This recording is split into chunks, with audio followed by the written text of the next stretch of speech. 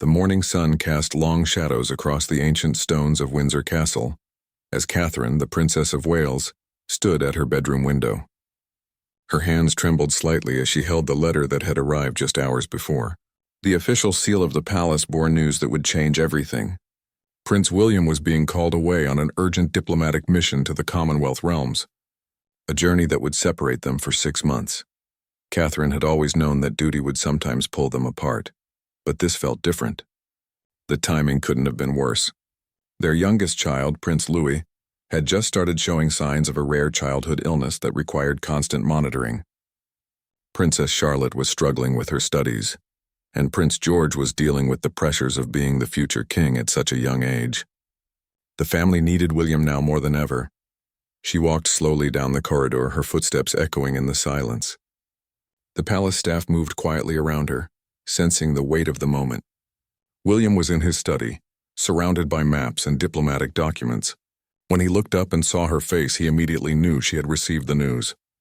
"Kate," he said softly, rising from his chair. "I wanted to tell you myself, but they insisted on sending the formal notification first." Catherine nodded, unable to trust her voice. She had married into the royal family, knowing that personal desires often came second to duty. But understanding it intellectually and living it were two very different things. She thought back to their early days at university, when they were just William and Kate, two young people falling in love without the weight of a crown between them. "How long do we have?" she finally managed to ask. 3 days, William replied, his voice heavy with regret. "The Australian Prime Minister specifically requested me for the constitutional crisis they're facing. The Queen believes my presence could help stabilize the situation." 3 days. After 14 years of marriage, 3 days felt like minutes. Catherine thought about all the little moments they would miss. The bedtime stories, the family dinners, the quiet conversations after the children were asleep. She thought about facing the challenges ahead without her partner by her side. That evening, they sat with their children in the family sitting room, a space far removed from the formal staterooms where they conducted their official duties. The room was filled with personal touches, family photographs, the children's artwork stuck to a small bulletin board, and toys scattered on the carpet. Here, they were just a family. "Daddy has to go on a very important trip," Catherine explained to Louis, who was curled up in William's lap. "He's going to help some people who need him very much." Charlotte, now old enough to understand the implications, looked between her parents with worried eyes. "Will you be gone for my birthday?" she asked quietly. William's face fell. He had completely forgotten that Charlotte's birthday was in 4 months. "I'll try my very best to be back in time, sweetheart. And if I can't be there in person, we'll have the biggest video call party you've ever seen." George, mature beyond his years, simply nodded. He was beginning to understand that being royal meant making sacrifices that other families didn't have to make. "Will Mummy be okay?" he asked, looking directly at his father. "Mummy is the strongest person I know," William said, meeting Catherine's eyes across the room. "She'll take care of everything while I'm gone, just like she always does." Later that night, after the children were asleep, William and Catherine walked through the gardens of their home. The evening air was crisp, and the scent of roses filled the space between them. They had walked this path countless times before, but tonight every step felt precious. "Do you remember our first official engagement together?" Catherine asked, breaking the comfortable silence. William smiled. "You were so nervous you could barely speak to the reporters." "I was terrified," Catherine laughed softly. "I kept thinking about all the ways I might embarrass you or say the wrong thing, but you held my hand the entire time, even when the cameras weren't watching." "I'll always hold your hand, Kate," William said, stopping to face her. "Even when I'm thousands of miles away, remember that." Catherine felt tears threatening to spill over. "I know this is important, William. I know people need you. But I need you too. We all do. I need you too," he replied, pulling her into his arms. "More than you'll ever know. You've made me a better man, a better father, and a better future king. This separation will be the hardest thing I've ever done." They stood there in the moonlight, holding each other close, both trying to memorize the moment. Catherine could feel William's heartbeat against her cheek, steady and strong like everything else about him. She thought about how he had supported her through every challenge. The intense media scrutiny when they first started dating, the pressure of learning royal protocol, the difficulties of raising children in the public eye. "Promise me something," Catherine whispered. Anything.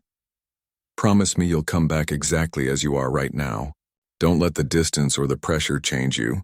Come back as my William, not just as the prince. William tilted her chin up so he could look into her eyes. I promise you, Catherine Elizabeth, that no matter how far I travel or how long I'm gone, I will always come back to you. You are my anchor, my home, my everything. As they walked back toward the palace, hand in hand, neither of them could have imagined that this separation would become one of the most challenging periods of their marriage. They also couldn't have known that it would ultimately bring them closer together than ever before, teaching them both the true meaning of love, commitment, and the strength that comes from facing adversity together. The next morning would bring meetings with advisors, briefings with security teams, and the beginning of preparations for a journey that would test their bond in ways they never expected. But for now, they had this moment, this quiet evening walk, and the promise that love would see them through whatever came next. The second day of preparation dawned gray and overcast, matching the mood that had settled over Kensington Palace. Catherine woke early, finding William's side of the bed already empty. She could hear voices from downstairs, his private secretary, security detail, and various palace officials who had arrived before sunrise to finalize arrangements for the departure. Catherine dressed quickly in a simple navy dress, one of William's favorites, though she wasn't sure why that mattered now. As she made her way to the breakfast room, she passed staff members who offered sympathetic smiles and quiet words of support. The news of the prince's extended absence had spread quickly through the palace, and everyone understood the difficulty of the situation. She found William in the family breakfast room, still in his dressing gown with George beside him. Father and son were bent over a large atlas, tracing the route William would take across the Pacific. Louis sat in his high chair, happily eating his breakfast, blissfully unaware of the sadness that had settled over the adults around him. "Look, Mummy," George called out as she entered. "Daddy showed me where he's going. It's very far away." Catherine sat down beside them, studying the map. The distance looked even more daunting when measured in inches across the page. "It is far," she agreed, ruffling George's hair. "But remember what we learned about time zones. When it's bedtime here, it will be morning where Daddy is. So when you're sleeping, he'll be starting his day and thinking about you." Charlotte appeared in the doorway, still in her pajamas, holding her favorite stuffed animal. "I had a bad dream," she announced, climbing onto William's lap without invitation. "What was the dream about, sweetheart?" William asked, automatically adjusting to make room for her. "You were on a big ship, and it kept getting smaller and smaller until I couldn't see you anymore," Charlotte said, burying her face in his shoulder. Catherine felt her heart break a little. Even in sleep, their daughter was processing the upcoming separation. "Dreams can feel very real sometimes," Catherine said gently. "But Daddy won't disappear. He'll call us every day and we'll see his face on the computer." "It's not the same," Charlotte mumbled, and William exchanged a look with Catherine over their daughter's head. Their 8-year-old had perfectly summed up what they were all feeling. The morning passed in a blur of final preparations. Catherine found herself automatically taking care of details she normally wouldn't need to think about, making sure William had enough of his prescription medication, packing his favorite tea bags, slipping little notes into his luggage for him to find later. These small acts of care felt more important than ever. Around midday, William's mother, King Charles, arrived for a private lunch. The new monarch looked tired, bearing the weight of the decision to send his son away during such a difficult time for the family. As they sat around the family dining table, the conversation was more stilted than usual. "The Commonwealth governors are specifically requesting you, William," Charles explained, though they had already been through this. "Your diplomatic skills and your connection to the younger generation of leaders make you irreplaceable for this mission." "I understand, Father," William replied. "I know why I need to go. That doesn't make leaving any easier." Charles turned to Catherine. "I want you to know that we'll increase security around the family while William is away. And if you need anything at all, you need only ask." Catherine nodded her thanks, but they all knew that what she needed couldn't be provided by extra security or royal assistance.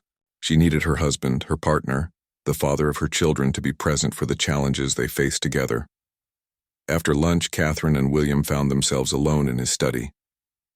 The room was filled with packed boxes and suitcases, visual reminders of the impending departure. William was reviewing his itinerary one final time, though Catherine suspected he had memorized every detail hours ago. "Tell me about the first stop," Catherine said, settling into the chair across from his desk. "Sydney," William said, looking up from his papers. 3 days of meetings with Parliament, then Brisbane for the Environmental Summit, then Perth for the trade discussions. After Australia, it's New Zealand for a week, then the Pacific Island nations. Catherine listened to the list of places and obligations, each one representing time away from home. "What's the furthest point?" she asked. "Vanuatu," William said quietly. "That's when I'll be exactly halfway around the world from you." The thought of being on literally opposite sides of the earth felt overwhelming. Catherine had traveled extensively since becoming a royal, but always with the knowledge that home was just a few hours away by plane. 6 months of separation would be the longest they had been apart since their brief breakup during university. "I've been thinking," Catherine said carefully, "maybe I should come with you for part of the trip. The children could stay with your father and I could join you for the final month." William's face showed how much he wanted to say yes, but they both knew it wasn't practical. "Your mother is coming to stay while I'm gone," he reminded her. "And Louis needs the stability of his routine, especially with the medical monitoring he requires." Catherine nodded, knowing he was right but hating it nonetheless. "I just keep thinking about all the firsts we'll miss. Louis's first full sentence, Charlotte's school play, George's cricket match. I'll miss them too," William said, coming around the desk to kneel beside her chair. "But we'll make new firsts when I get back. And the children will understand that sometimes Daddy has to help other people. Just like they'll have to do someday." That afternoon, they took the children for a walk through Hyde Park, a normal family activity that felt anything but normal. Photographers kept a respectful distance, but Catherine was aware of their presence, documenting what might be the last family outing for months. Louis rode on William's shoulders, pointing at dogs and birds with delight. Charlotte and George walked between their parents, each holding a hand. "Will you bring us presents?" Louis asked, his small hands tangled in William's hair. "Of course," William promised. "I'll bring you something special from every country I visit." "I don't want presents," Charlotte said quietly. "I just want you to come home." William stopped walking and crouched down to Charlotte's level. "I will come home, Charlotte." "That's a promise from Daddy to you. No matter what happens, no matter how long it takes, I will always come home to you and Mummy and George and Louis." As they walked back toward the palace, Catherine noticed how William seemed to be trying to memorize everything. The way Louis laughed when a squirrel ran across their path. Charlotte's concentrated expression as she picked flowers. George's serious questions about the geese on the pond. She was doing the same thing, storing up these moments to sustain her through the lonely months ahead. That evening, as they put the children to bed, each good night felt weighted with extra meaning. William spent extra time with each child, reading stories and answering questions about his trip.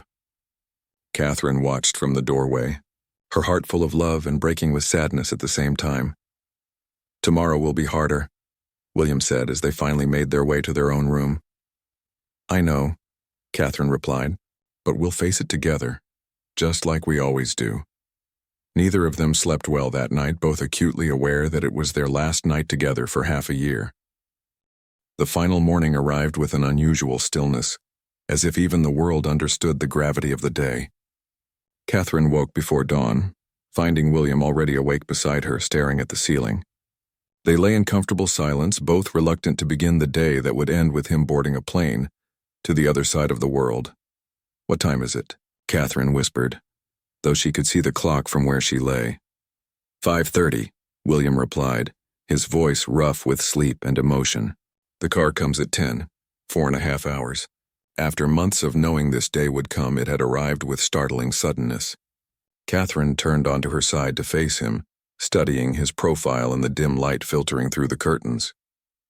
She wanted to memorize every detail, the way his hair fell across his forehead, the small scar near his left temple from a childhood accident, the strong line of his jaw. "I love you," she said simply. William turned to meet her eyes. "I love you too, more than I can ever put into words."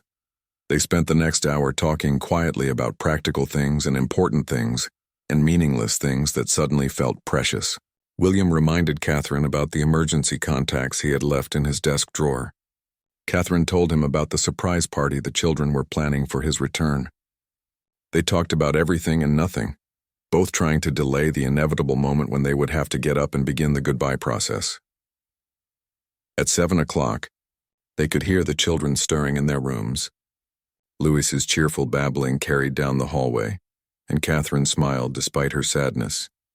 Their youngest son approached each day with such joy, blissfully unaware of the adult concerns that weighed on the rest of the family. Breakfast was a subdued affair.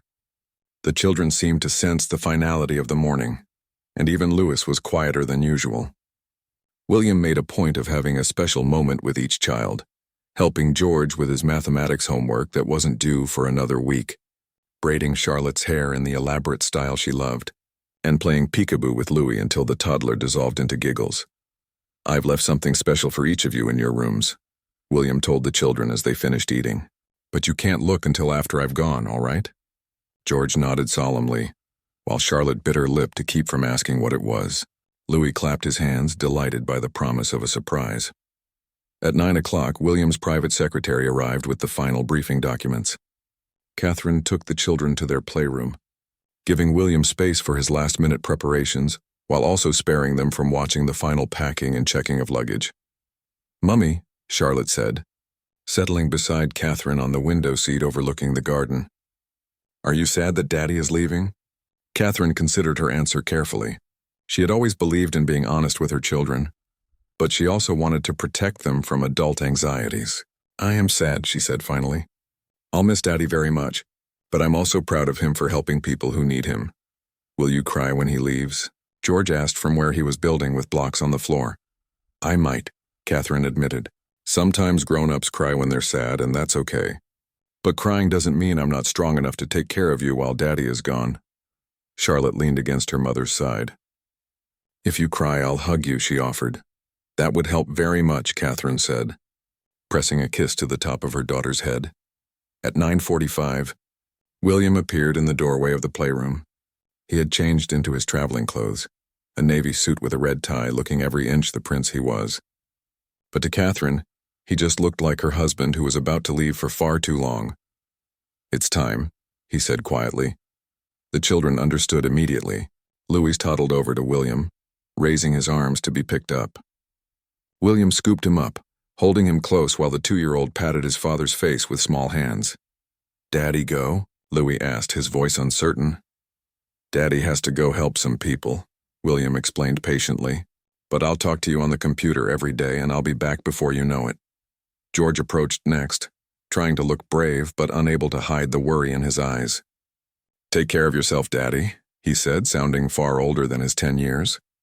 William knelt down to George's level, still holding Louis. "You take care of Mummy and your sister and brother while I'm gone, all right? You're the man of the house now," George nodded seriously, accepting the responsibility with the gravity that would one day make him a good king. Charlotte was crying when she hugged her father, not trying to hide her tears. "I don't want you to go," she whispered into his shoulder. "I don't want to go either, sweetheart," William said, his own voice thick with emotion. "But sometimes we have to do things we don't want to do because it's the right thing to do. You understand that, don't you?" Charlotte nodded against his shoulder, still clinging to him. The family made their way downstairs together, where the security detail was waiting discreetly in the entrance hall. William's luggage had already been loaded into the car. Through the windows, Catherine could see the small crowd of staff members who had gathered to see the prince off. "I want to walk to the car with you," Catherine said, and William nodded. The children said their final goodbyes in the entrance hall, each receiving one more hug and kiss from their father. Catherine watched William with their children, seeing the pain in his eyes as he tried to memorize these last moments. She knew he was wondering, as she was, how much the children would change in 6 months. Would Louis be talking more when he returned? Would Charlotte lose another tooth? Would George grow taller? Finally, it was time for William and Catherine to walk to the car alone. They stepped outside into the crisp morning air, and Catherine was grateful for the slight breeze that helped dry the tears she was trying not to shed. The staff members nodded respectfully as they passed, some offering quiet words of safe travels and Godspeed. Catherine knew that many of them had families too, and they understood the sacrifice being made. At the car, William turned to face his wife. The driver and security team stepped back slightly, giving them as much privacy as possible for such a public moment. "This isn't goodbye," William said, taking Catherine's hands in his. "This is just see you later." "See you later," Catherine repeated, though her voice broke on the words. William pulled her into his arms then, holding her as tightly as he dared without crushing her. Catherine buried her face in his shoulder, breathing in his familiar scent, feeling the solid warmth of him that she wouldn't experience again for 6 months. "I'll call you as soon as I land," William murmured into her hair. "I'll be waiting," Catherine replied. They held each other for a long moment, neither wanting to be the first to let go. Around them, the world seemed to pause, as if even time understood the significance of their farewell. When they finally separated, both had tears in their eyes. William cupped Catherine's face in his hands, his thumbs gently wiping away her tears. "I love you, Catherine. Never doubt that. I love you too, William. Come home to us. Always," he promised. William kissed her then, softly and sweetly, a kiss that had to last for months. When they parted, he stepped back toward the car, though his eyes never left her face. "Take care of yourself," Catherine called as he reached for the car door. "You too," he replied. "Kiss the children for me tonight." And then he was in the car, and the door was closing, and Catherine was watching through the window as the vehicle pulled away from the palace. She stood there long after the car had disappeared from view, her hand pressed to her lips where his kiss still lingered. The palace felt different the moment William's car disappeared from view. Catherine stood in the entrance hall, surrounded by the familiar sounds of daily life, staff members going about their duties, the children's voices from upstairs, the distant sound of traffic from beyond the palace gates. Yet everything felt muted, as if someone had turned down the volume on her world. "Your Royal Highness?" William's private secretary, James, approached carefully. "The prince asked me to give you this once he had departed." Catherine took the envelope with hands that trembled slightly. Her name was written across the front in William's familiar handwriting. She tucked it into her jacket pocket, wanting to read it privately later. The first few hours passed in a haze of routine activities. Catherine helped the children with their lessons, reviewed her upcoming engagements with her own private secretary, and tried to maintain a sense of normalcy. But every few minutes she found herself listening for William's voice or looking toward the door, expecting him to walk through it with his familiar smile. Louis was the first to really notice his father's absence. During lunch, he kept looking toward William's empty chair and asking, "Daddy?" When Catherine explained again that Daddy had gone on his important trip, Louis's face crumpled, and he began to cry with the heartbroken wail that only a 2-year-old could produce. Catherine gathered him into her arms, rocking him gently while he sobbed. "I know, sweetheart. I miss Daddy too." Charlotte appeared beside them, her own eyes red from crying. "I went to look for the surprise Daddy left me, but it just made me sadder." "What did he leave you?" Catherine asked, curious despite her own grief. "A photo album with pictures of all of us together?" Charlotte sniffled. "And a letter telling me how proud he is of me. But I'd rather have him here instead of a book." Catherine's heart ached for her daughter's simple honesty. "Would you like to bring the album down here? We could look at it together and remember all the happy times." George joined them in the family sitting room, carrying his own gift from William, a compass that had belonged to his great-grandfather, King George VI. "Daddy said it would help me always find my way home," George explained, turning the antique instrument over in his hands. "That's a very special gift," Catherine said. "Your great-grandfather carried that compass during the war." As the afternoon wore on, Catherine found herself falling into the rhythm of single parenting that she knew would define the next 6 months.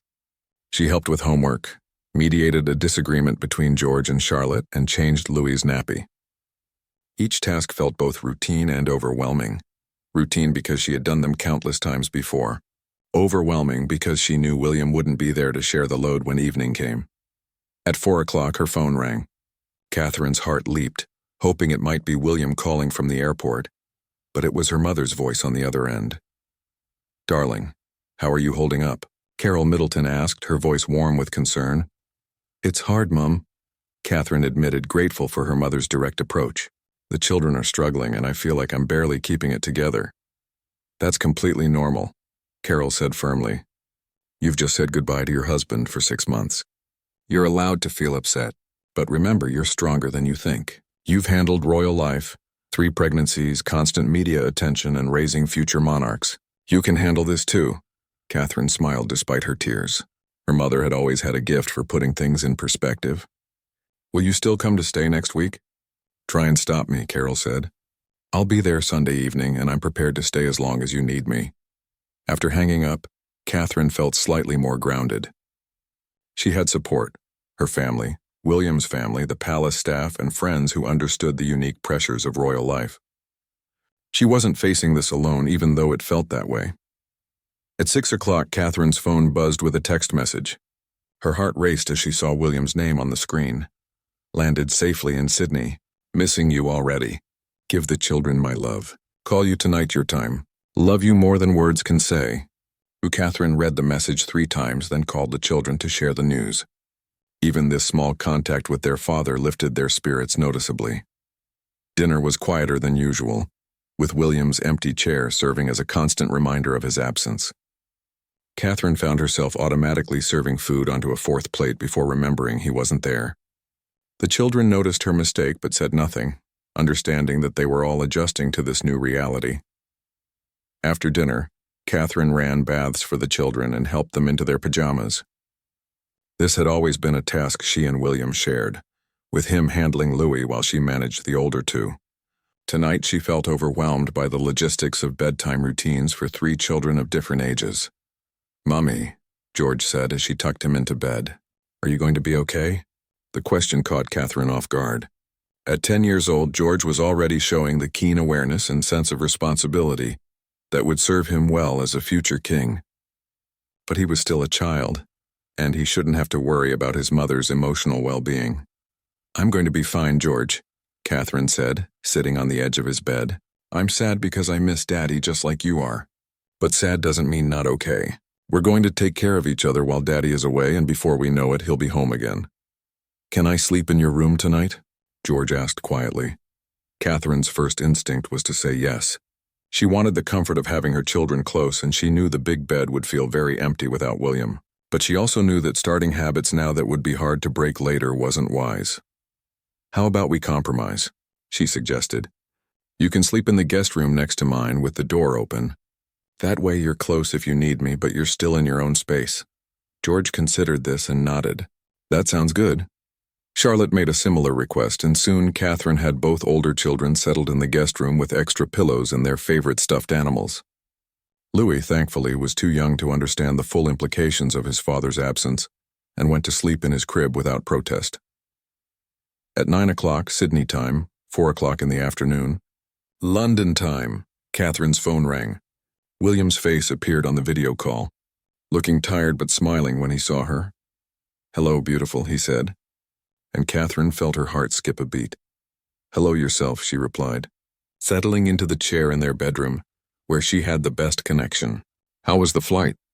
"Long," William said, "but I had plenty of time to think about you and the children." "How are they?" Catherine updated him on the day's events, telling him about Louis's tears, Charlotte's photo album, and George's questions about her well-being. William listened carefully, asking thoughtful questions and offering gentle advice. "I wish I could hug them," William said when she finished. "I wish I could hug you." "We wish that too," Catherine said. "But this helps. Seeing your face, hearing your voice, it makes the distance feel a little smaller." They talked for another 20 minutes, sharing the mundane details of their respective days. William told her about the hotel, the schedule for tomorrow's meetings, and the Australian officials he would be working with. Catherine told him about her upcoming engagements, her mother's planned visit, and the children's school activities. "I should go," William said finally. "I have an early morning and you need to get some sleep." "I love you," Catherine said, as she had said countless times before, but tonight the words carried extra weight. "I love you too. Kiss the children for me in the morning." "I will." After the call ended, Catherine sat in the quiet bedroom for a long time. The bed looked enormous and unwelcoming. She considered sleeping in one of the children's rooms or inviting them into hers, but instead she got ready for bed with determination. She would sleep in her own bed, in her own room, because this was her life now for the next 6 months, and she needed to find a way to make it work. As she finally settled under the covers, Catherine pulled out the letter William had left for her. In his careful handwriting, he had written, "My dearest Catherine, by the time you read this, I'll be in the air flying away from everything I love most. I want you to know that every mile between us makes me love you more, not less. You are my anchor, my home, my heart. Take care of yourself and our beautiful children. I'll be counting the days until I can hold you again. All my love, always and forever, William." Catherine pressed the letter to her chest and allowed herself to cry, for the loneliness she felt, for the months ahead, and for the love that would sustain them both through this separation. Tomorrow would bring new challenges, but tonight, she let herself grieve for what she had lost, even temporarily. 3 months had passed since William's departure, and Catherine had discovered reserves of strength she never knew she possessed. The early weeks had been the hardest, learning to manage 3 children's schedules alone, handling royal duties without her partner's support, and dealing with the constant ache of missing him. But gradually a new rhythm had emerged. The children had adapted better than Catherine had expected. George had stepped into his role as man of the house with remarkable maturity, helping his younger siblings and showing unusual consideration for his mother's feelings.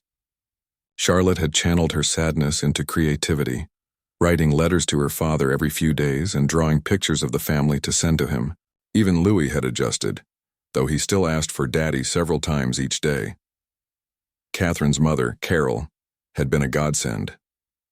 Her steady presence and practical help had allowed Catherine to maintain her royal duties while ensuring the children felt secure and loved. Carol had an uncanny ability to know when Catherine needed space to grieve privately and when she needed distraction through activity.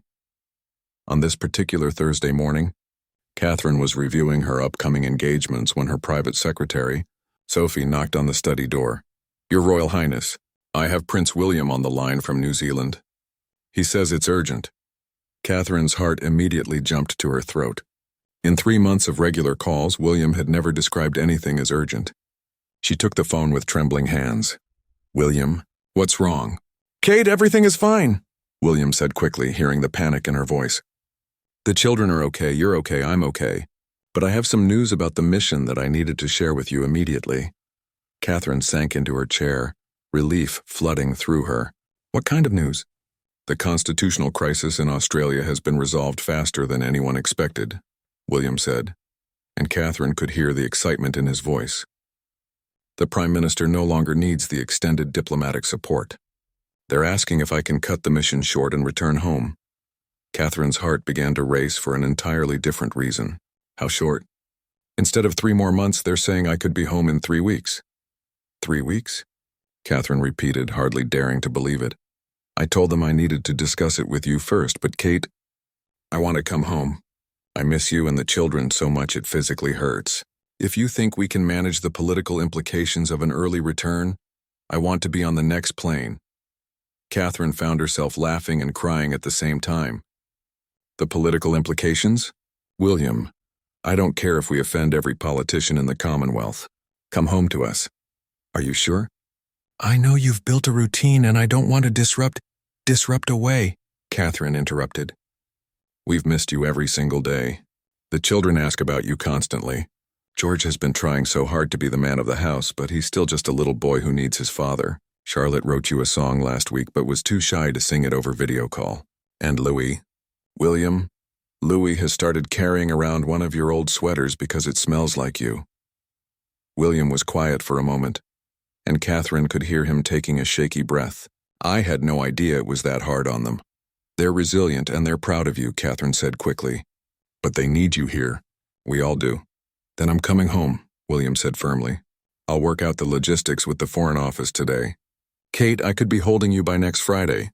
"Next Friday," Catherine repeated, the words sounding too good to be true. After they hung up, Catherine sat in her study for several minutes trying to process the news. 3 months early. After all the nights of missing him, all the challenges of single parenting, all the royal duties she had handled alone, he was coming home. She found the children in the playroom with their grandmother. Louis was building blocks while George and Charlotte worked on a puzzle together. All 3 looked up when she entered, and something in her expression must have given away her news. "What is it, Mummy?" Charlotte asked. Catherine knelt down so she was at their level. "I just had a phone call from Daddy. Is he okay?" George asked immediately. showing the protective instincts that would serve him well as a future king. "He's more than okay," Catherine said, unable to keep the smile from spreading across her face. "He's coming home early." The reaction was immediate and overwhelming. Charlotte shrieked with delight and threw herself into Catherine's arms. George's face lit up with pure joy, though he tried to maintain his composure.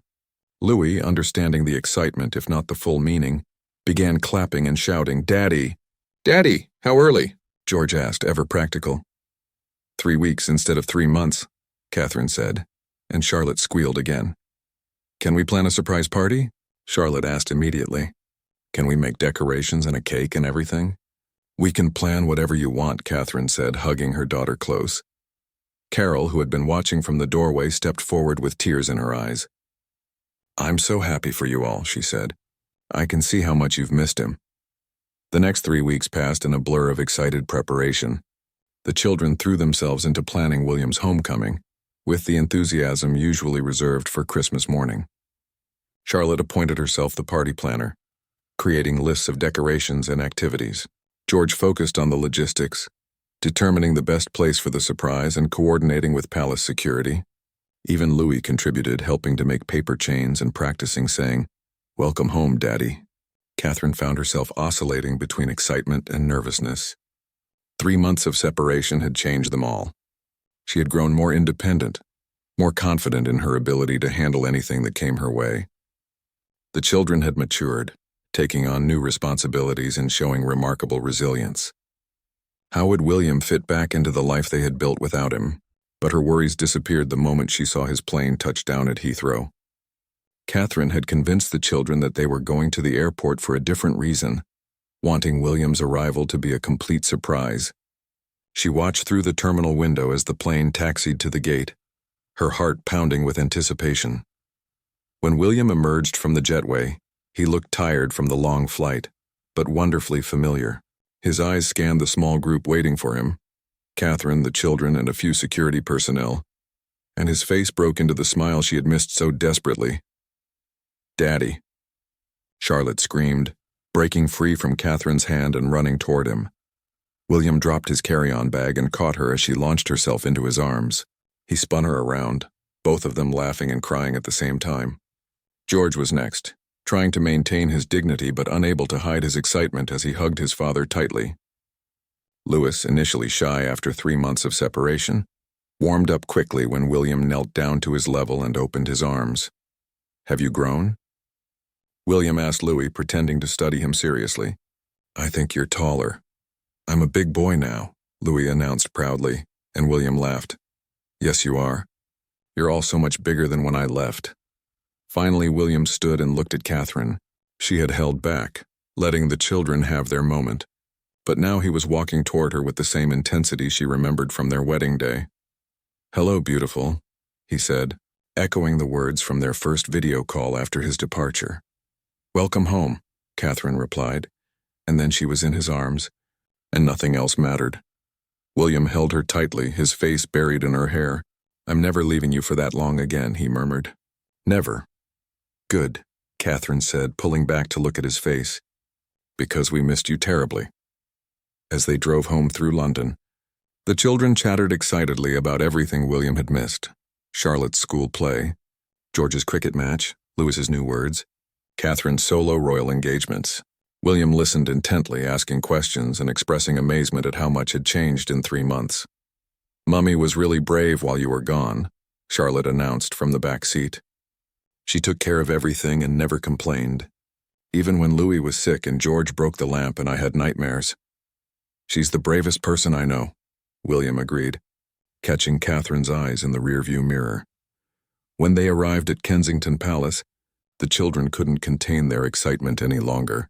They had decorated the entrance hall with handmade banners and balloons. The staff had prepared William's favorite meal, and Charlotte had insisted on making a welcome home daddy cake, which was slightly lopsided but made with tremendous love. That evening, after the children were finally asleep, William and Catherine sat together in their bedroom. They had talked throughout the day, but this was their first moment truly alone since his return. "Tell me honestly," William said, taking her hands in his. "How hard was it really?" Catherine considered her answer. Harder than I expected, but not impossible. I learned that I'm stronger than I thought. The children are more resilient than I gave them credit for. But William, every day felt incomplete without you. I felt the same way, William said. No matter how important the work was, no matter how many people I helped, every day felt like I was living only half a life. Are you glad you went? Catherine asked. The first week of William's return had been blissful, filled with family dinners, bedtime stories, and the simple joy of being together again. But as the second week began, both William and Catherine realized that readjusting to life together wasn't going to be as seamless as they had hoped. The first sign of trouble came on a Tuesday morning when William automatically reached for the coffee pot at the same time Catherine did. For 3 months, she had developed her own morning routine, and his presence in the kitchen felt both wonderful and oddly disruptive. Sorry, William said, pulling his hand back. I forgot you probably have your own system now. It's silly, Catherine said with a forced smile. Of course you should make coffee in your own kitchen. But it wasn't silly, and they both knew it. In 3 months of absence, Catherine had reorganized their shared spaces to work for her and the children. William's belongings were still there, but the daily rhythms of the house had shifted around his absence. The children were experiencing their own adjustment challenges. George had grown accustomed to being the primary male figure in the household, and while he was thrilled to have his father back, he struggled with stepping back from some of the responsibilities he had taken on. Charlotte had become more independent during William's absence, but now she wanted to be with him constantly, as if afraid he might disappear again. Louis presented the most complex challenge. At 2 years old, 3 months represented a significant portion of his short life. He remembered William but was shy around him, often running to Catherine when his father tried to comfort him or help with his daily care. It's normal, Catherine assured William one evening after Louis had cried when William tried to give him his bath. He just needs time to readjust. You've been a voice on a screen for half his life recently. William's face showed his hurt, though he tried to hide it. I knew there would be consequences to leaving. I just didn't expect it to hurt this much. The situation came to a head the following Friday evening. Catherine was preparing dinner while William played with the children in the family room. She could hear Louis beginning to fuss, the overtired whine that usually preceded a full meltdown. Come here, little man, she heard William say gently. Let's read a story. No, Louis shouted, his voice carrying clearly to the kitchen. Want Mummy? Want Mummy? Catherine heard William sigh deeply, and her heart ached for him. She dried her hands and went to the family room, where she found William sitting on the couch looking defeated while Louis ran toward her with tears streaming down his face. Mummy, Louis sobbed, attaching himself to her legs. What's wrong, sweetheart? Catherine asked, kneeling down to his level. Daddy make me sad, Louis said, though this clearly wasn't accurate. William had simply been trying to engage with his son. Catherine looked up at William, who was staring at his hands. William, it's fine, William said, standing up abruptly. He doesn't remember me properly. I'm essentially a stranger to him now. That's not true, Catherine said firmly. But William was already leaving the room. She found him in his study 20 minutes later. After settling Louis with a snack and a cartoon, William was sitting at his desk, staring out the window at nothing. We need to talk about this, Catherine said, closing the door behind her. What's to talk about? William asked without turning around. I left my family for 3 months, and now my youngest son doesn't want me near him. It's exactly what I deserved. Stop it, Catherine said sharply, surprising them both with her tone. You're not the victim here, William. Yes, Louis is struggling to reconnect with you. Yes, we've all changed in the time you were gone, but you're acting like that means we don't love you or want you here. William finally turned to face her. Don't you think I know that? Don't you think I see how well you managed without me? How independent you've become? How mature George is now, how creative Charlotte has gotten. You built a life without me, Kate, a good life. Sometimes I wonder if you even need me anymore. Catherine stared at him, recognizing the pain behind his words. Is that what you really think? That because we survived without you, we don't need you? I don't know what to think, William admitted. Everything is different. The children's routines, your schedule, even the way you organize the bathroom cabinets. I feel like I'm trying to fit back into a space that has already been filled. Catherine sat down in the chair across from his desk. You're right that things changed while you were gone. I had to become more independent because I didn't have a choice. The children had to grow up a little faster than they might have otherwise. But William, surviving without you and not needing you are two completely different things. She leaned forward, making sure he was looking at her. Every single day you were gone, something would happen. Louis would say something funny, or Charlotte would ask a question I couldn't answer, or George would need advice about school, and my first instinct was to turn to you, to share it with you, to get your perspective, to have your support. Just because I learned to handle those moments alone doesn't mean I preferred it that way. William was quiet for a long moment. What about Louis? He clearly doesn't trust me anymore. He's 2 years old, William. He doesn't understand why you went away or why you came back. All he knows is that for 3 months, when he was scared or hurt or tired, Mummy was the one who made it better. That doesn't mean he doesn't love you. It means he needs time to remember that Daddy can make it better too. How do I give him that time without pushing him further away? Catherine smiled gently. The same way you built a relationship with him in the first place. Patience, consistency, and love. Start small. Don't try to take over his bedtime routine immediately. Sit with us during stories. Help with snacks, but let me handle discipline for now. Show him that you and I are a team, and gradually he'll remember that you're safe too. That weekend, William took Catherine's advice. Instead of trying to immediately resume his pre-departure role with the children, he focused on rebuilding connections gradually. He sat nearby while Catherine gave Louis his bath, making silly faces that eventually earned him a giggle. He joined family activities rather than trying to lead them. He asked George about his cricket team and listened to Charlotte's stories about school friends. The breakthrough with Louis came on Sunday afternoon. Catherine was in the garden with George and Charlotte, while William prepared a snack in the kitchen. Louis had been playing with his blocks in the family room when he fell and bumped his knee. His immediate cry was for Mummy, but Catherine was too far away to hear. William heard the crying and went to investigate. He found Louis sitting on the floor, tears streaming down his face as he held his knee. "Oh dear," William said softly, kneeling down a few feet away from his son. "That looks like it hurt." Louis looked at him through his tears, clearly torn between his pain and his recent wariness of his father. "Should we find Mummy?" William asked, not trying to approach. "Or would you like me to look at your knee?" Louis considered this for a moment, then held out his leg toward William. It was a small gesture, but William's heart soared. "Let's see," William said gently, moving closer to examine the minor scrape. "It's not too bad, but I bet it stings. Should we get a plaster?"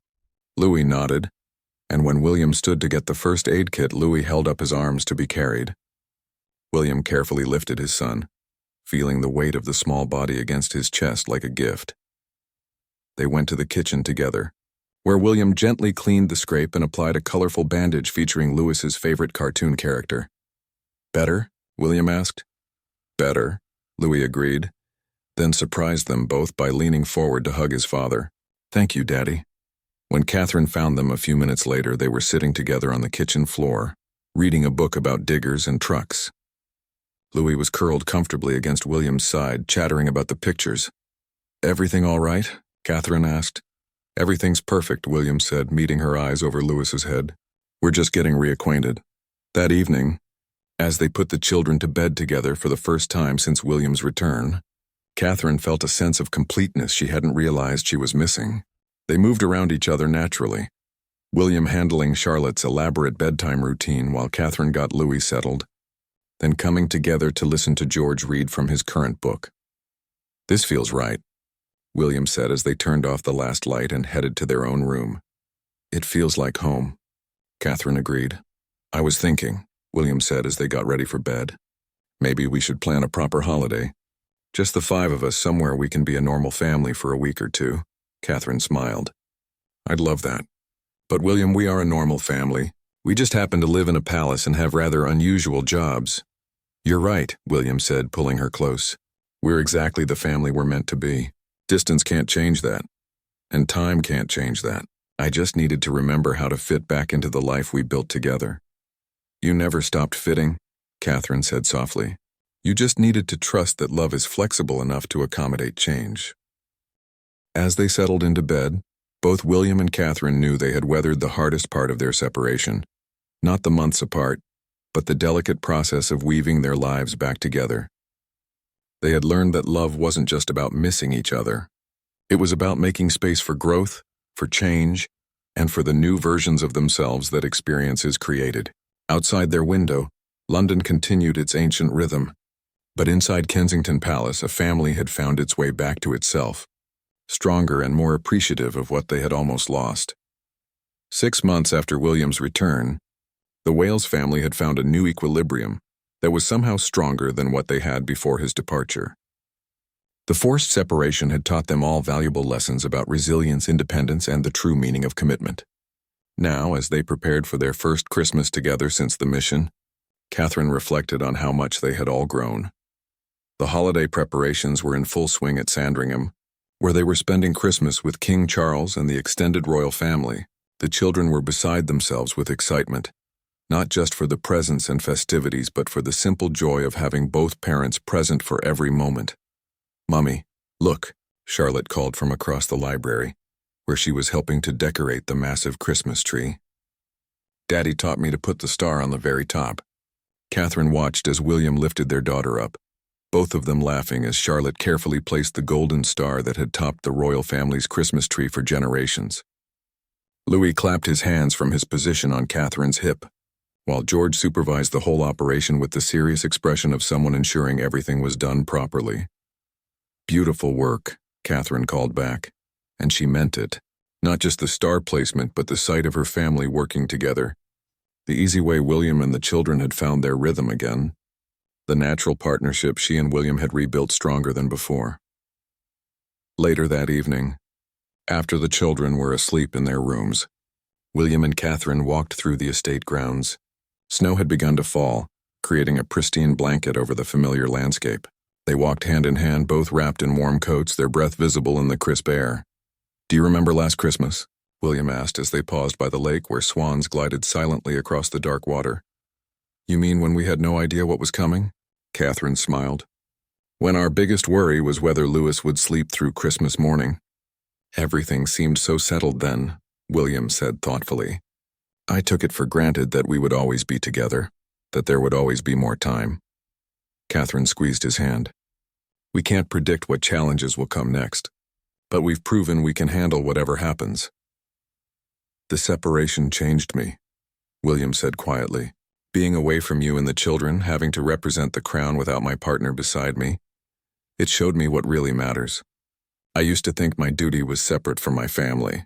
Now I understand they're the same thing." "How do you mean?" William stopped walking and turned to face her, his eyes serious in the moonlight. "My duty as a future king is to serve the people, yes, but my ability to serve well comes from the strength and love I get from this family. You, Catherine, make me a better man and a better leader. Our children keep me grounded in what real life looks like for the people I'll serve. The separation taught me that duty without family is hollow, but family is what gives duty meaning." Catherine felt tears prick her eyes. "The separation taught me things too. I learned that I'm stronger than I thought, that I can handle royal life on my own if I have to. But more importantly, I learned that just because I can do something alone doesn't mean I want to. Partnership isn't about need, William. It's about choice. Every day I choose you. Distance doesn't change that." "Every day I choose you too," William said, cupping her face in his gloved hands.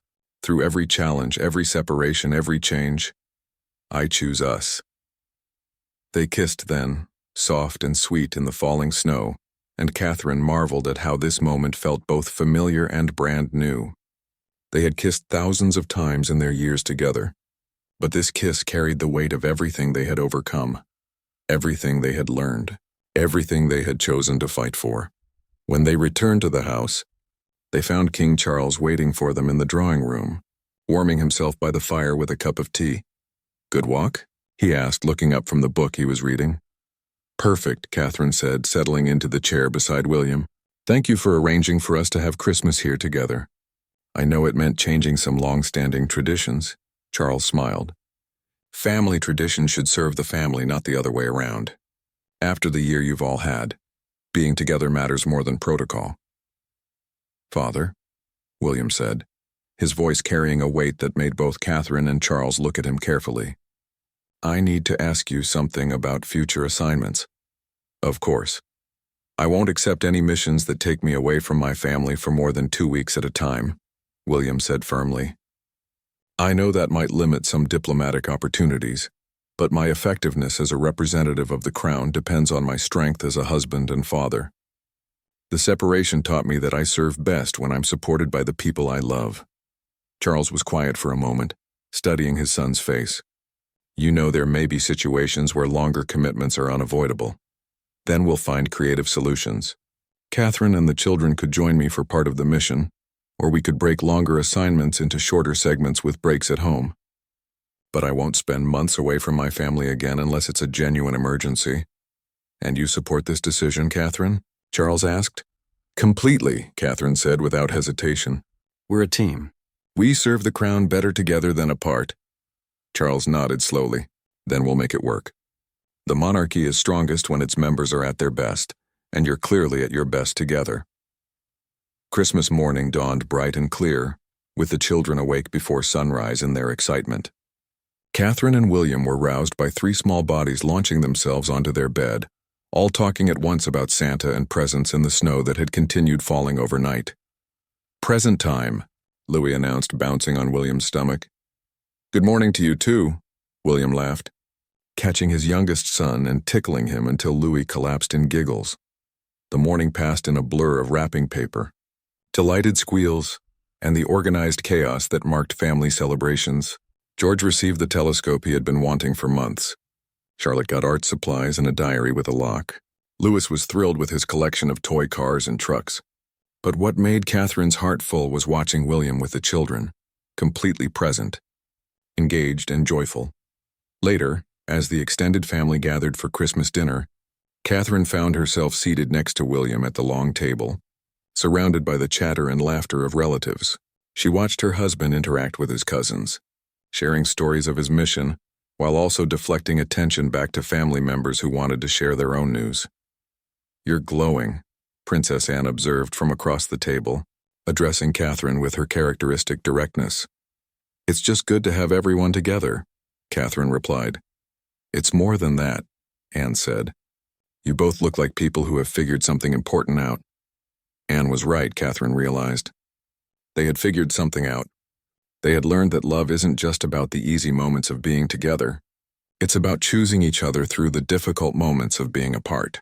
They had discovered that a strong marriage isn't one that never faces challenges, but one that grows stronger because of how it handles them.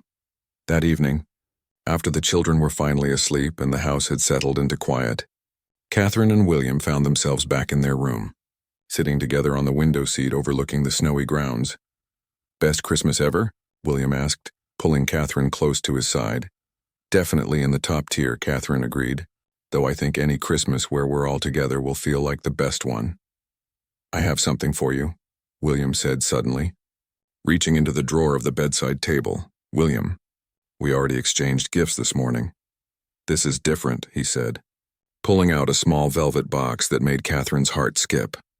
It's not an engagement ring, he said quickly, seeing her expression. We're already married, but I wanted to give you something to mark what we've been through, what we've learned.